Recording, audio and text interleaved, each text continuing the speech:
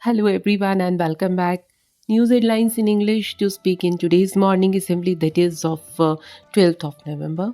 And first of all, national news. NHRC launch online internship program for students. Minister Bhupendra Yadav reviewed air pollution control measures in Delhi NCR. Minister Amit Shah reviewed security after Delhi Red Fort blast. President Murmu to present 6th National Water Awards on 18th November. PM Modi issued strong warning to perpetrators behind Delhi blast, assured justice for victims. International news. India and Bhutan signed MoU on renewable energy cooperation. Thailand said hostilities remain despite Cambodia peace pact. 6th India-Vietnam Army exercise Winbacks starts off in Hanoi. China expressed shock over Red Fort bomb blast.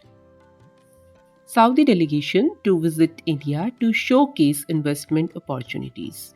And now, sports news. Women's T20 World Cup for blind, India defeated Sri Lanka by 10 wickets in opening match. Chess World Cup. India's hopes rest on Arjun and Pragnananda.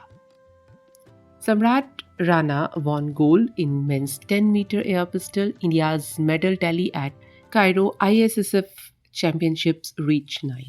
Business related news. Granules Life Sciences secured first US FDA approval. ONGC's consolidated quarter 2 profits up 28%, declared 6 rupees dividend. US will bring down tariff on India. Deal finalization closed. Trump. And that's all in news. Thank you.